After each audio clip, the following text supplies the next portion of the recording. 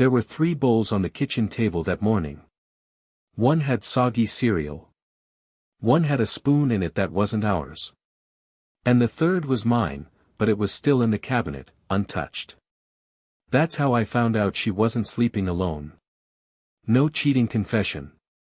No lipstick-stained collar. No suspicious hotel receipts. Just 2 bowls I didn't eat from, and a silence so thick it made the walls sweat.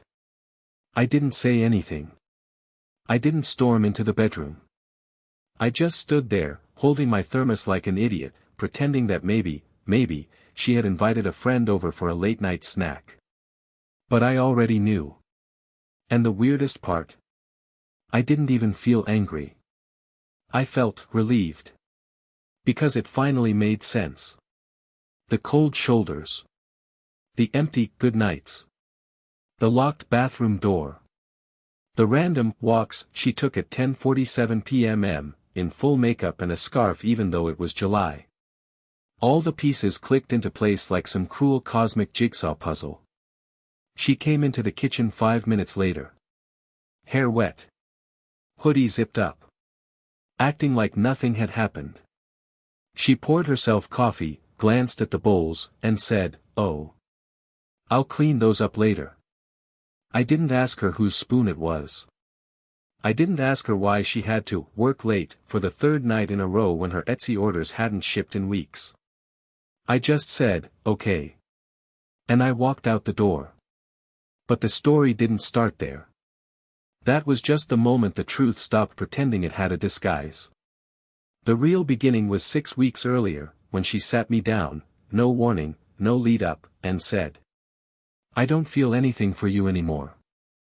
That was the exact phrase. No hesitation. Like she'd rehearsed it in the mirror 100 times, lips forming around each word until they sounded clinical and sterile. I remember blinking. Not crying. Not shouting. Just blinking. Like my brain needed to double-check what my ears had just heard. She added, "You're not a bad person, Eugene. You've been stable. Predictable. But I can't do this anymore. I need to feel alive." Alive. That word haunted me. I started wondering what I was, then. A ghost in cargo shorts. A breathing dead zone. I tried to fight for us, of course I did. I pulled out every dusty love letter I'd ever written her. I made breakfast 3 mornings in a row. I downloaded one of those couples therapy apps even though it cost $14.99/month and asked questions like, "What color is your partner's aura?" She laughed at that one. But not in the warm way. In the way that says, "You poor, clueless man." And here's the kicker, she didn't leave. She stayed. Slept in the same bed.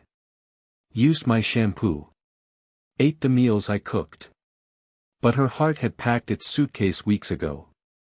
And then one morning, I found 3 bowls on the table. That was her first mistake. Her second. Thinking I'd stay silent forever. Because what she doesn't know is, I started recording things. Not for revenge. Not for drama. Just because I needed proof that I hadn't imagined it all. That I wasn't crazy. That I didn't just misread a 17-year-long love story. But that's for another part. For now, I'll just say this. The same woman who said she felt nothing for me. She now cries herself to sleep every night. I know, because the walls are thin, and regret is loud. The first time she cried, I thought it was about him. The second time, I thought it was about me. By the 3rd night, I realized she was crying for herself. It started with muffled sniffling through the bathroom vent. I was lying in bed, wide awake as usual, watching the ceiling fan spin like it might hypnotize me out of my own thoughts. Then I heard it, this strange, uneven breathing pattern coming from the hallway. I thought maybe she'd hurt herself. Maybe she'd fallen. I got up, worried, not out of obligation, but because part of me still reflexively cared. But when I pushed the bathroom door open slightly, she was sitting on the floor, clutching her phone, knees pulled to her chest. She didn't even notice me. She was whispering something into her sleeve like a prayer gone wrong. And then she just broke. I didn't interrupt. I backed away like I wasn't even there. I stood behind the half-closed door of our bedroom and stared at the wedding photo we still had up on the wall. We looked so young in it. She was in this ridiculous wide-brimmed hat because the lake sun had scorched her face the day before. I had sunburn too, just on my ears, like some confused elf. And we looked happy. Not fake happy. Not curated happy. Just, dumb, sunburned, in love happy. That version of us didn't exist anymore. Not really. And no matter how many nights she cried in the bathroom, that version wasn't coming back. The following day, I decided to test something. I didn't say good morning. I didn't make coffee for her like I always had. I just sat in silence with my toast and scrolled aimlessly through my phone like a stranger visiting his own kitchen. She walked in and paused. I could feel her glance land on me, but I didn't look up. I expected her to walk past me like she'd been doing for months. But instead, she said, "Did you sleep okay?" That stopped me. Not because it was tender, but because it was the first time in a long time she asked a question that wasn't about logistics or chores or things that could be solved with a calendar. I just nodded. Didn't trust my voice. She hovered for a second, like she wanted to say something else. Then she picked up her bag, mumbled something about needing to stop at the post office, and left. I sat there with cold toast and a stomach that refused to eat it. I didn't go to work that day. I couldn't. I walked around the neighborhood instead. 4 hours. I passed by the park where we used to sit on Thursday evenings with smoothies. I stood outside the cafe where she once wrote me little poems on napkins. And I kept thinking, how does someone go from writing you love poems to hiding their crying behind locked doors? When she got back that night, I was on the porch. She paused when she saw me. There was this flash of confusion, maybe even fear, in her eyes, like she didn't know what version of me she'd find. I said, "You've been crying." She froze. What? Last night? The night before that? The bathroom floor? She looked away fast. So fast, it almost hurt. I expected her to deny it, or pretend I was mistaken. But she didn't. She sat on the step beside me, pulled her legs up, and stared into the dark yard. "You weren't supposed to hear that," she whispered. "You said you didn't feel anything for me anymore." She nodded. I didn't. "Then why are you crying?" It took her a long time to answer. "Because I thought I'd feel something else. Relief. Freedom. Excitement. But all I feel is this, ache." We didn't talk for a while after that. The cicadas filled the air like a warning siren for a storm that never came. She hugged her knees tighter, and for a moment, it felt like we were two people hiding in a bunker instead of sitting on a porch. Then she said something I wasn't ready for. "I miss the way you used to look at me. Like I mattered." That cracked something in me. Because even now, with everything unraveling, part of me still did. Part of me still hoped she could matter again.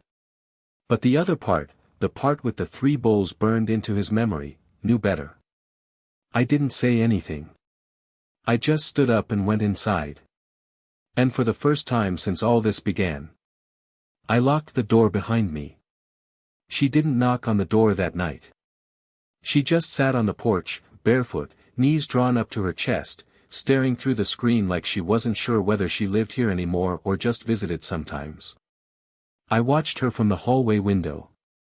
I don't know what I expected, anger, guilt, maybe even one of those half-hearted apologies that end with, "But you weren't perfect either."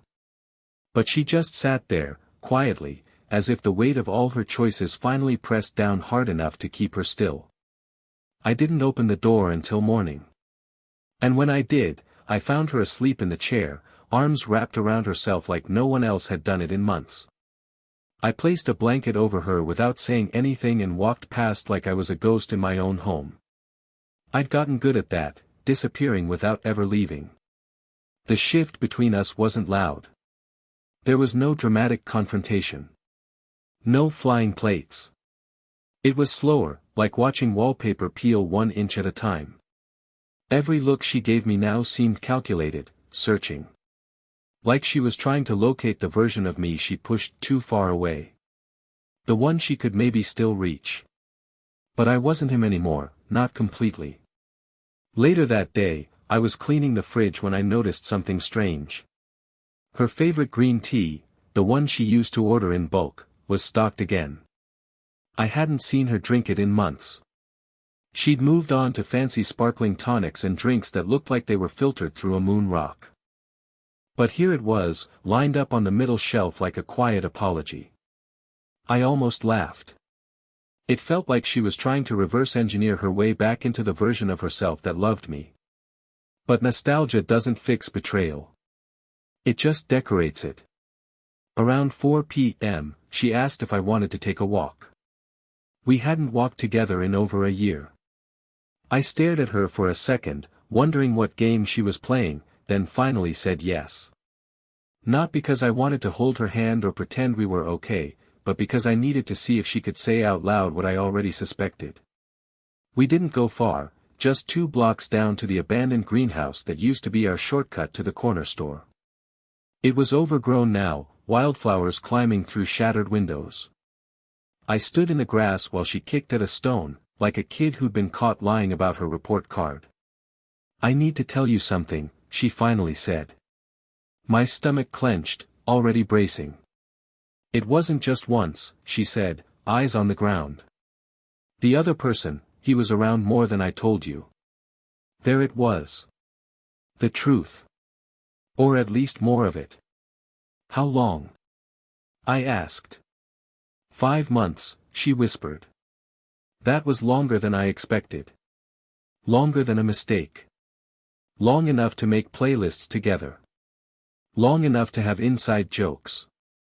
Long enough to look me in the eyes every day and pretend it was just traffic or deadlines making her distant. I didn't yell. I didn't cry. I just nodded like I'd already known. Because I had. I just didn't want to be right. She kept talking, voice shaking like she was finally realizing how deep the wound went. He ended it. Said it was wrong. That I'd already ruined too much.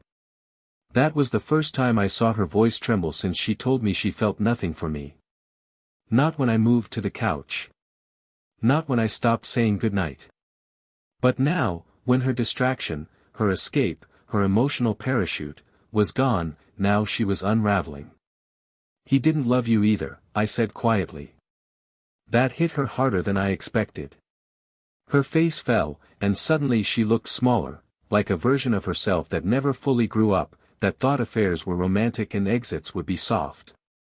We didn't walk home together.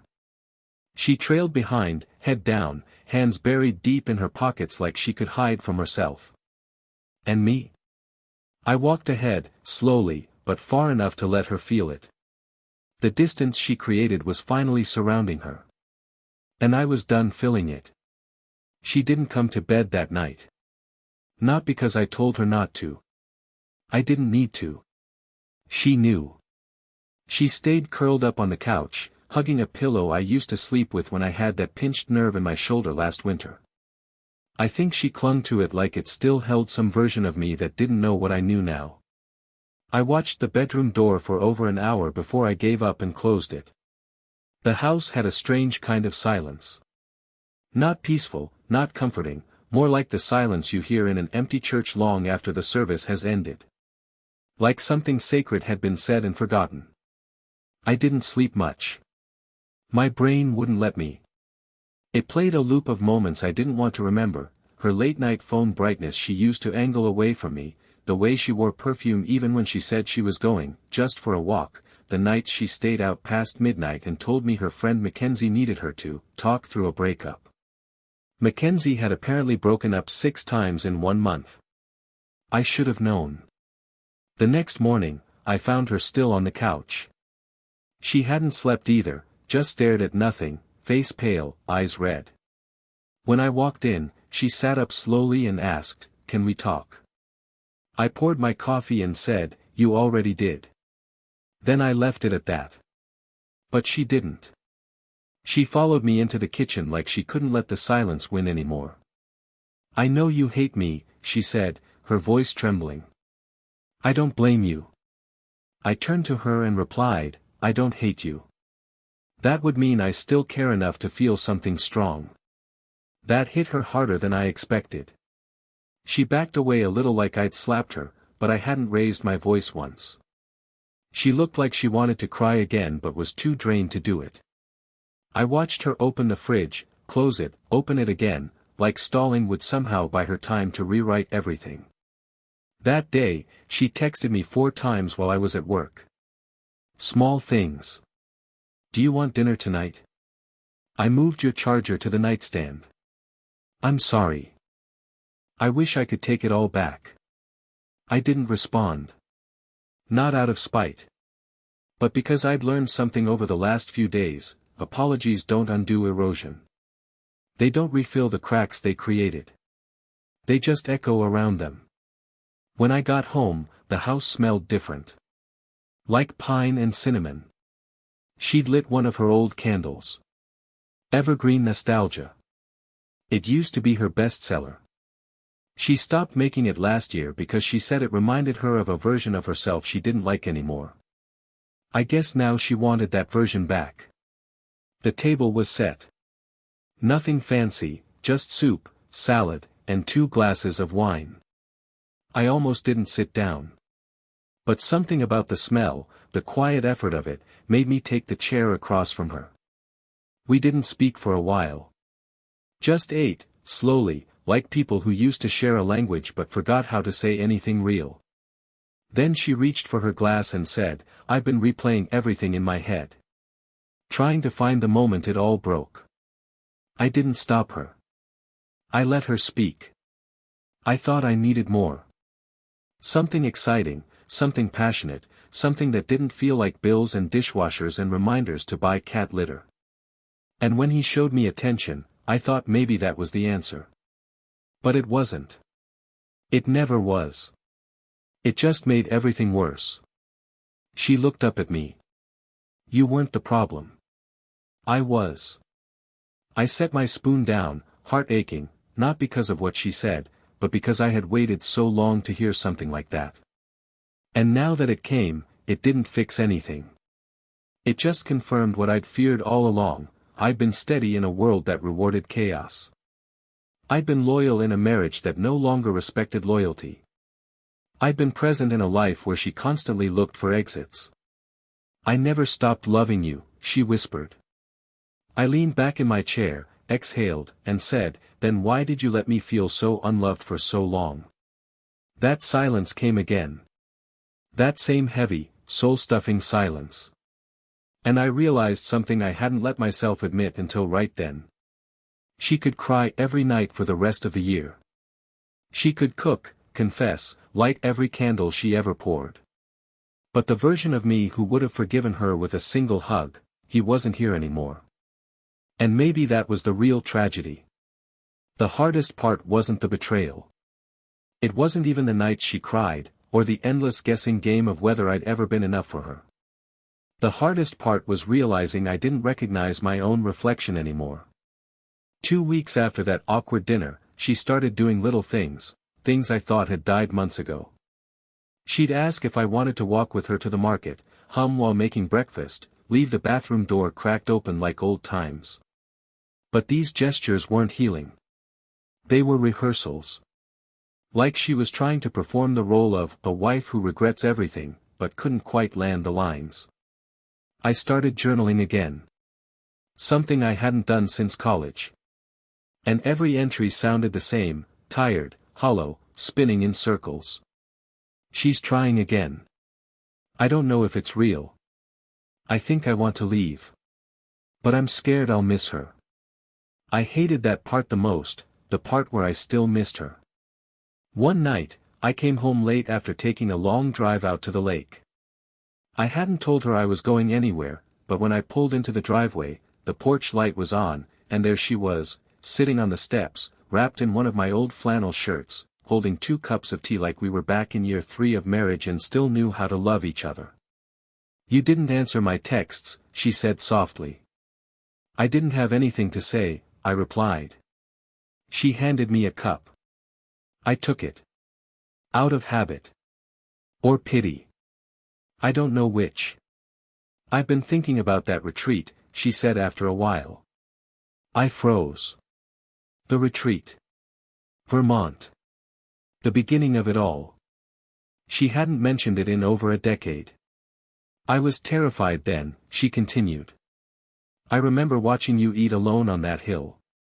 You looked so, at peace with being quiet. I thought, that's someone who knows how to stay still. Maybe I need that." I didn't answer. She sipped her tea. "And now, after everything I did, I'm the one who can't stop pacing. I don't sleep. I keep thinking if I can just reverse time, maybe I can find you again." I set my cup down. "But that's the thing, Laurel. You didn't lose me. You threw me away. There's a difference." She nodded slowly. No denial. No defensiveness. Just sorrow. And I believed her. I believed she regretted it all. But regret doesn't untangle the rope. I got up to go inside, and she caught my wrist gently. "Please don't give up on us," she said. I looked at her hand on mine, then at her face. The tears were there again. Always the tears. But I didn't want her sadness anymore. I wanted truth. And I wasn't sure she even knew how to give it. "I'm not giving up," I said. "I'm just finally being honest with myself." That night, I slept in our bed alone. For the first time in weeks, she didn't cry. At least not loudly. But something in the air had changed. Something final. I could feel it in the way she moved the next morning, quiet, slow, almost like she was tiptoeing around a grave that hadn't been filled in yet. She started asking strange questions. "What do you think would have happened if we never met? Do you think people like us can ever start over completely? Would you ever move away?" I didn't have answers. I wasn't sure if I wanted to. Then, one evening, as I was going through old boxes in the garage, I found something I hadn't seen in years, an envelope labeled "In case we ever forget why." Inside were snapshots. Notes. Little pieces of our first years together. A receipt from the greasy diner where we'd split one burger on our second date. A scribbled napkin that read, "I think I might love you." My stomach twisted so hard I nearly sat down right there on the concrete floor. I brought it into the house and laid it on the kitchen table. When she saw it, her hand went to her mouth. She looked like she was about to crumble into dust. "Where did you find this?" she asked, voice shaking. "In the garage. Behind your old paint supplies." She reached for the envelope, then hesitated. Like she didn't deserve to touch it. "I forgot I made this," she said. "I didn't," I replied. She opened it, slowly, reverently. When she reached the last photo, one of us laughing on that retreat hill, she broke. No words. Just knees buckling as she dropped to the floor, sobbing into her hands like a confession had been pulled from her bones. And all I could think was, this is what it finally looks like when someone realizes what they've destroyed. But whether that realization came too late, I wasn't sure anymore. The next morning, the envelope was gone. I checked the table, the counter, even the trash, nothing. She didn't say anything about it, and I didn't ask. I wasn't sure I could handle the answer. Part of me hoped she'd tucked it somewhere safe, that maybe she needed to hold on to what we used to be. But a darker part of me wondered if she threw it away, like so many other pieces of us she'd quietly discarded. The air in the house had become heavy, almost suffocating. We moved around each other like two actors stuck in a play that should have ended years ago. She still cooked. I still took out the trash. She still left the window cracked open at night. I still made sure the smoke detectors had working batteries. But none of it meant anything anymore. The rituals remained, but the meaning had leaked out of them like water from a cracked pipe. And yet, she kept trying. One afternoon, I came home from work and found the bedroom completely rearranged. The dresser was on the other side, the bed had new sheets, and she'd replaced the lamp I hated with a soft, warm one that didn't buzz. She was standing there nervously, hands fidgeting. "I just thought, maybe a reset," she said. I nodded slowly. "It looks different." She looked disappointed with that answer, like she was hoping I'd say it felt better. That the space was new enough to make me forget what had been broken in it. I didn't tell her that no matter how you rearrange the room, the memories stay exactly where they were. That weekend, something happened that neither of us expected. Her sister, Kelly, came over. Now, Kelly's never liked me. She's one of those people who talks to you like she's offering customer service. But that day, she pulled me aside while Laurel was upstairs and said something I'll never forget. "She's been a mess, Eugene. 4 months. She won't say it, but I know she thinks she made the biggest mistake of her life." I just stared at her. "And? She's afraid to ask you to stay because she knows she doesn't deserve to." That hit me harder than I wanted to admit. Because in that moment, I saw it. Not just the guilt and Laurel, but the fear. The way she looked over her shoulder when I walked into a room. The way she'd reach for my hand and stop herself. The way she kept checking my side of the closet like she expected it to be empty one morning. But knowing someone's scared doesn't automatically make them worth saving. That night, we had a fight. Not yelling. Not throwing. Just the cold kind of argument that feels like chess. She told me she was trying, that she was sorry, that she didn't know how else to show it. I told her I didn't know if trying was enough. She asked me if I was punishing her. I told her I wasn't. She asked again. I said, "No, Laurel. I'm just exhausted." That was the truth. Not angry. Not vindictive. Just, tired. And then she said something that froze me in place. "I keep dreaming you're gone. I walk through the house and it's empty. Every drawer, every shelf, every closet, gone. And I scream, but there's no sound." I didn't know how to respond to that. Because I'd been having a dream too. Only in mine, I was gone, and I didn't feel sad. I felt free. The next day, I did something I hadn't done in over a year. I went back to the cabin. The one we used to rent in late fall, up in the hills by the river. I didn't tell her. I just booked it for one night and drove up with nothing but a thermos of coffee and an old duffel bag that still smelled faintly of pine and damp leaves. When I got there, I sat on the porch for hours, just listening. No music. No talking. No pretending. And for the first time in what felt like forever, I felt like myself. Not someone's husband. Not someone's backup plan. Not someone's emotional casualty. Just Eugene. When I finally checked my phone, I had 7 missed calls. 4 texts. 1 voicemail. But I didn't listen. Not yet. Because I knew the moment I did, I'd be pulled back in. And I wasn't ready to decide if I wanted to be. I didn't return home the next day. I extended the cabin stay by another night without telling her. No dramatic message. No, I need space speech. I just sent a single text, "I'm okay.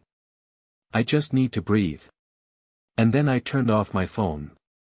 I know that might sound cruel, especially given how fragile she was by then.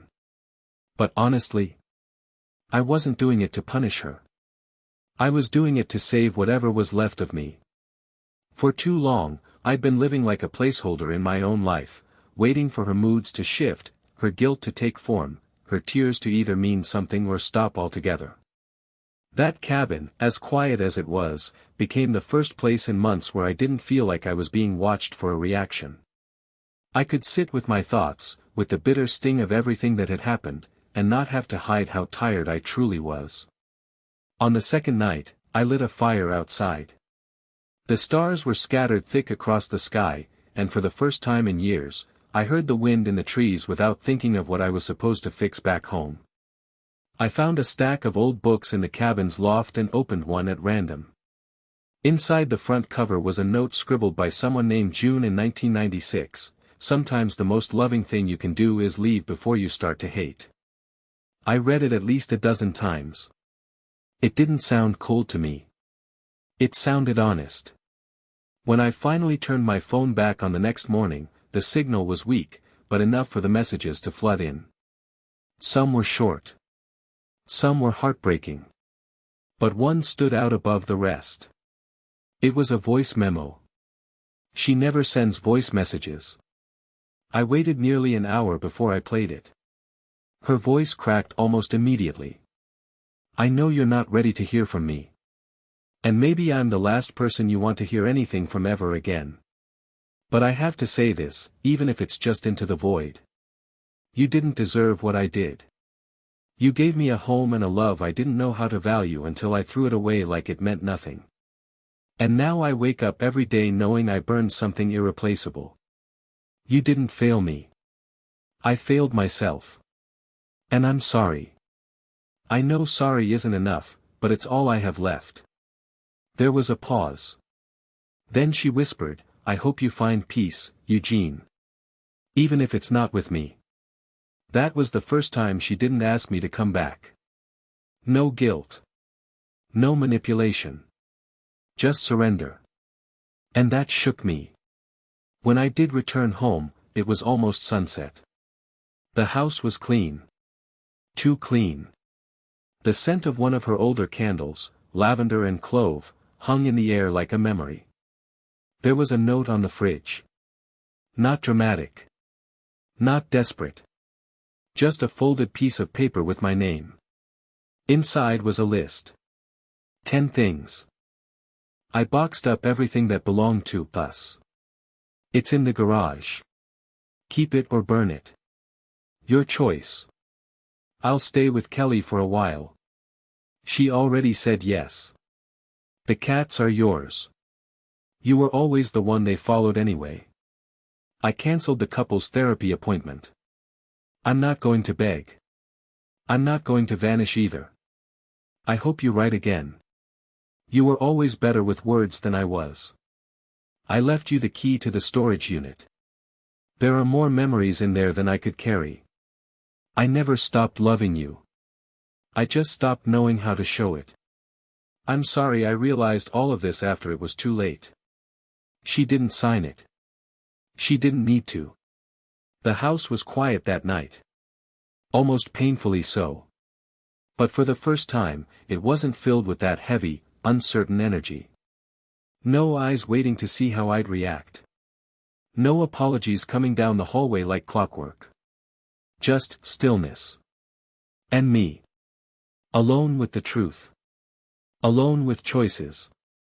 I sat in the living room, holding the list, the fireplace flickering quietly, and I realized something that felt like the cruelest part of all this. She wasn't the only one who had changed. Somewhere along the way, I stopped believing people could fix things just because they wanted to. I stopped believing that effort was always enough. And maybe that's why, even after her tears, even after her honesty, even after her begging turned into silence, I still wasn't sure what I wanted. All I knew was that if this story had a last chapter, I needed to write it with both eyes open. It took me 3 days to open the garage box. I'd walk past it each morning, just a plain, taped-up cardboard thing with US scrawled in black marker on the top flap. Like it was any other storage bin. But I knew what was in it. Our history, our moments, the echoes of a relationship that once felt unshakable. Part of me was terrified that opening it would undo the calm I'd finally found. That I'd be dragged back into the ache, the memory of a version of us that only existed in soft focus. But on the 4th day, I finally pulled the tape loose. Inside were layers of us, photographs, old boarding passes, ticket stubs from our first concert, the small pressed flower she once gave me with a note that simply said, "Keep this safe. Like you keep me." I sat there for hours, letting each piece reopen something I thought had already closed. But instead of pain, what surprised me most, was warmth. I didn't feel bitterness anymore. I felt nostalgia. Sadness, yes, but not grief. And in a strange way, I realized that maybe that meant healing had already begun. That night, I wrote her a letter. Not a dramatic, sweeping apology. Not a list of demands. Just a quiet, honest account of what I felt. How the silence gave me clarity. How I didn't know what came next, but that I wasn't angry anymore. That I still remembered the way her eyes lit up when she talked about color theory. That I still remembered how we used to laugh in grocery store aisles like idiots over cereal box mascots. That despite everything, I hadn't stopped wishing she'd find peace, too. I left the letter on the porch of her sister's house. She called the next morning. I didn't answer at first. I let it ring. Let it go to voicemail. But then I saw the message she left. I read it. All of it. I don't want to force anything. I just want to walk beside you, if you'll let me. Even if we're not married. Even if we're just learning each other again from scratch. I'll take the long road. I'll take the quiet version of us if that's what it takes. Because I finally see you, Eugene. And I'm not looking away this time. We met for coffee that afternoon.